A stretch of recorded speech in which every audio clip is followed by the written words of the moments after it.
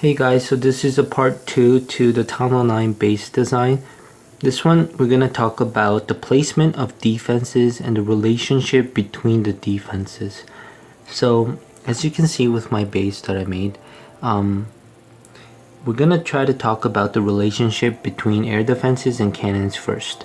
So if you look at my air defenses, and air defenses in my opinion is key in where you place them within a Th9 base.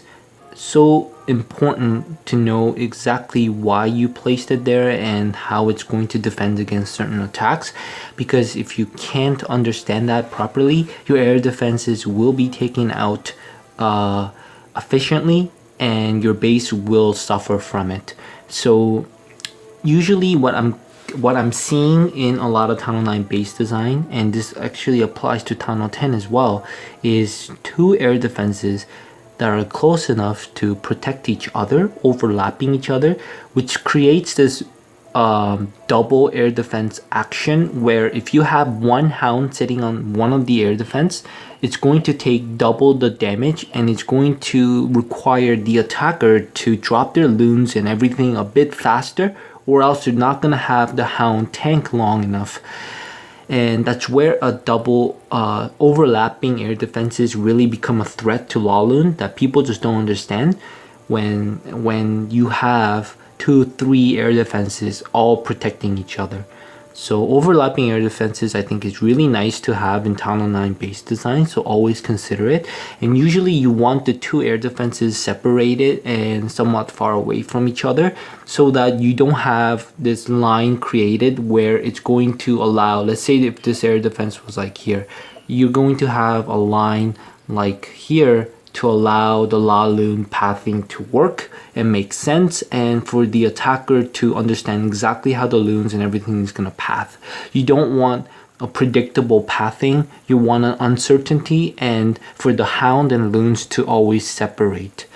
So I think this base, having the 4 air defenses near the queen is really unusual, and as well it's going to make an attacker want to try something like a heavy kill squad to try to get 2-3 air defenses and then Laloon the backside. But the problem is you're going to require a very heavy kill squad to take out a lot of the air defenses in this base, as well as the CC and the queen and everything else there, as the Tesla farm is there as well in the front of the queen. It's not going to leave you with enough loons to take care of all of this goodness stuff right here. And what that means is an attacker is going to basically have to face 1, 2, 3, 4, 5 air traps, as well as 1, 2, 3, 4 archer towers, 2 expos, the sweeper, and 4 wizard towers, which becomes a lot for, let's say they have 16 loons and 1 hound left, because they invested so much in the kill squad. That's where they become short and things just fall apart. So the math there becomes really hard to calculate. So that's what I would suggest with air defenses. I've also said in my previous video, what you usually want near an air defense is cannons. So here is a base that is a very good example of cannons being near air defenses. This one, you're going to see mortars and cannons, which are only ground targeting defenses, all surrounding those air defenses. So basically they're protecting each other and covering for their weaknesses. And I think it works really well because you're not going to see the hound and loon where the hound is in front of the loon all the time, because of the fact that the archer towers and wizard towers are all on the opposite side of where the air defense and cannons are. And the cannons just adds another layer of ground defense so that you don't try to pick away those air defenses using hogs or just your heroes or something like that, because those cannons can be a threat to ground troops. So going back to my base, next thing we're going to talk about is archer towers and expos. Usually expos nowadays for Th9s just need to be set to air and ground. It no excuses. The only reason you want to ground it is to get a good reach to try to stop a queen walk. But there's so many other ways to stop a queen walk, so a ground expo, that extra range doesn't bring that much value, especially if the enemy uses mass login, right? So just keep it air. It still has a very good range to cover for a lot of your defenses. So in this case, I have kind of one expo as in its own island, and what that does is the hogs and the loons just have trouble pathing into them. So for instance, if we're sending hogs here, they're gonna have to go around like this. They're never gonna get to that expo. And if you were to send loons, it's the same deal. They're gonna path like this or like this, and it's gonna be really hard to get to the expo, especially with this sweeper here as well. So an island expo is really good because expos have a lot of HP. They take a long time to go down, and for it to be able to hit the troops for a very long time is going to bring an advantage to your base. And what you usually want to do with your expo is try to cover as many defenses as possible. So look at the ring within this expo. I have 1, 2, 3, 4, 5, 6, 7, 8, 9, 10, 11 defenses within that expo. And here I have 1, 2, 3, 4, 5, 6, 7, 8, 9, 10, 11 things that my expo can protect. That's what you're looking for with your expo, especially if your expo is within the island. You don't want the defenses to be too far away from each other where they're not protecting each other. And that's an important thing I want to emphasize, is your defenses should always be covering each other. So if you look at my base, this archer tower is covered by these two. This guy is covering these 4. He's covering for this. All the defenses are close enough but separated just far enough so that traps can be placed between them and Valks can't get like a good value doing a splash damage on them. But also bowlers can't take down like 4 or 5 defenses at once because they're a little bit separated, but they're still close enough that they're protecting each other. They're sort of helping each other so that they don't go down to one particular troop. Let's say a hog or 2 loons. They're not going to be able to take down more than one defense because there's a lot of defenses protecting them. Like for instance, if someone were to try to take this out with hogs or loons, these wizard tower helps, the mortar helps, this expo can kind of help, and this archer tower helps. So that's what you're looking for. When you make a base, check all of the defenses where their range reaches. If you see that this mortar is a bit too far and that this wizard tower can't really protect that mortar, think about the mortar a bit closer. Like, what if that mortar was a bit closer to that wizard tower? Is it going to make my base worse, or is it going to improve it? Just check all the ranges, get them closer so that they're protecting each other, and you're going to see a lot of value in how that range being closer is going to do for your defenses. Next thing we're going to talk about, so archer towers. Usually archer tower, just put them away from your air defenses, on the opposite side of where your air defenses are. And you want the air defenses never in the core, but more in the outer ring. And this just makes it so that they can reach more ground and cover for more trash buildings. That's what you're looking for with your archer towers, is more ground covered to take care of minions and things that are going to be aired. And they also protect or use the trash buildings as their shield to take care of troops that are straying to the side. So that's it for archer towers and expos. Next is Teslas. Teslas, for me, I think for Town Hall 9, you can experiment with Tesla farms like I have here, which is like a surprise Tesla farm, because when you scout this base, you're going to think, maybe I can get away with 1 golem to get the CC and the enemy queen because there isn't a whole lot of defenses there. But then, surprise, there's actually a Tesla farm there, and it just makes 1 golem not enough to take care of the queen and the CC there.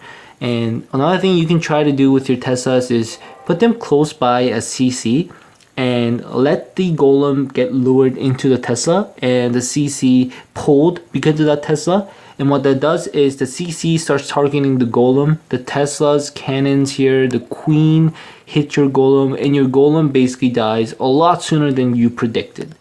and that could be a way to use Teslas. Another way to use Teslas is to lure the golem away from the entry point to try to get your queen, which I don't really do here. I'm more of investing my Tesla to lure the golem to my queen so that I can take care of the golem sooner. Another thing you can do with Teslas obviously is troll Teslas. For here, what I'm trying to do is, because these are grounded and these trash buildings look like it can be easily taken care of with air, I have a troll Tesla here. So if someone were to put minions there, that Tesla will pop and take care of it. And it's good to have one Tesla, troll Tesla in the corner, because what that means at the end of an attack is all the loons, hogs that are used are going to have to go to that Tesla and then finish their attack there and then start cleaning up from there. So it sort of takes away their time and cleanup, and it can also be a good way to just waste time and just throw people off. So I think one Tesla, troll Tesla, is worth it in any Town 9 base, but I don't think it's like a necessity or anything. I think Tesla, another way to use Tesla farm is to have 2 Teslas on one side of the base and 2 Teslas on the other side. So I can maybe have 2 Teslas like here. That could be another threat to this base that the enemy just doesn't expect. And yeah, that's what I would use Teslas for. Another good way to use Teslas is to put 2 Teslas and a giant bomb right between them. That's to stop mass witch attacks and bowlers or hogs as well. Next, we're going to talk about our wizard towers. Wizard towers, it's simple. You want to put them as far as you can away from the air defenses and put them near your expo island, like here. Have one at least reaching that expo, and put 2 wizard towers together could mean a big threat to your loons. Enemy loons, I mean. And it could also be a threat to hogs, of course, which is why I have a giant bomb in between them. So a hog trying to enter into that wizard tower there, the double wizard tower, can go down if not healed properly. And wizard towers just work well together with archer towers because they're both air targeting and they can both take care of hogs together. So I would try to put them all together like how I have here in this base.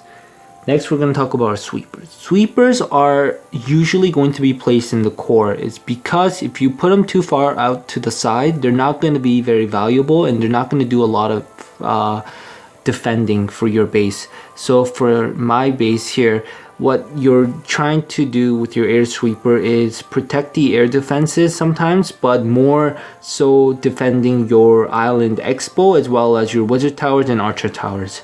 So for this sweeper, I'm covering for 1, 2, 3, 4, 5, 6 defenses, but 5 of those are air targeting. So if you were to have La Loon finish in that area or loons there, those loons are going to suffer so much to get to that expo and just suffer in taking down those defenses in time because they're going to be constantly pushed back.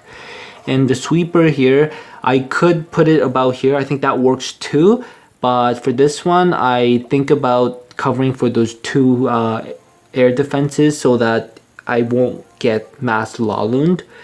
And it just makes a La Loon a bit tougher that way. But honestly, this could be facing just north and it could still do a very good job of defending against La Loon. Usually your sweepers are in the core so that they can be activated for the longest time possible. As well, it's a very good place to have them in the core so that they can reach out towards all the archer towers and the wizard towers and expos that are more along going to be to the side of the base, not really in the core. Usually in the core you want your CC and your air sweepers and sometimes your bomb tower. Next, we're going to talk about our mortars. Mortars are so weak that I think mortars are better off always being outside of the base, outside of the walls, and used to lure golems away from the your queen or where you can get the CC. It's a good way to also place the golems and troops in an area where all of your defenses can fire. So a mortar here can get fired by both of these wizard towers, this archer tower, not this expo, but still a lot of defenses. Here, this mortar is covered by this wizard tower, a little bit of this cannon, and a lot of that archer tower there, a little bit of this expo too. Notice all of these defenses are within the range of each other. This is so important. I see so many poor bases where things are exposed and exploited. Like, let's say if this cannon was here and this archer tower was far back here. Well, I can take care of that with one loon. One loon and that cannon goes down. Why would you want to do that with your base? If you have a good attacker attacking your base, you're going to get your cannons and archer towers and wizard towers picked apart so easily. You just want things within the range of each other, protecting each other. Always look out for that, the range of the defenses. It's really key. So mortars, just use them to lure the golems away, or use them so that if you know that there's going to be troops within the base, say bowlers, they could work well to try to defend against bowlers, I guess. But you know, they're so weak that I've never seen mortars really take down much troops. So I don't see a good value in mortars, to be honest. So I don't want to talk about it too much. So let's skip over to the last thing, bomb towers. So for me, bomb towers are usually going to be always placed beside my queen, and it's to protect against mass Lalun attacks where the skeleton spell is used to take care of my queen. Now I do something a little different here.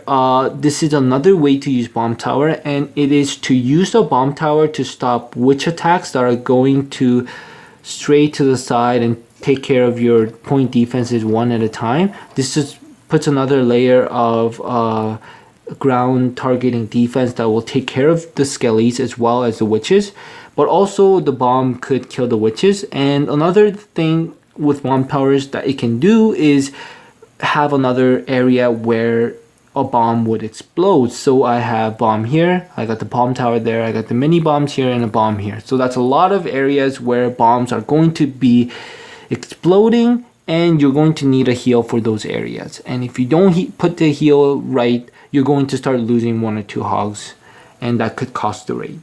So that's how I use a bomb tower here, and that's how you can use bomb towers. Final note, just looking at this base and everyone considering to make their own bases, I think my best advice to you is, and I say this already in my base building part 1, is take a base that you've seen somewhere that is really well designed and guarding really well, defending really well, and then improve that design. Don't make your own. I'm telling you guys, you make your own, it's not going to be as great as taking someone else's and improving that to make your own, because there's so much time and so much things that you need to know to make proper bases. And I've never seen someone just make a completely new base and it's like the best base I've seen. I've never seen that. So the odds are your base is gonna suck, is what I'm saying. So sorry for being a little negative there, but I think taking a base and starting from a base that's already well designed, and then learning like what works, what doesn't work, and then improving upon it yourself is going to be a better learning curve as well as a better experience for you than trying to make a fresh base, because you're going to be very, very disappointed when you get your base picked apart and destroyed by good clans, and you're just not going to get the kind of result that you're hoping for. So that's my advice with base Town Hall 9 or any base design, and I hope this video was helpful. This is where I'm gonna end it, and I'll see you guys in the next one. Make me proud, guys.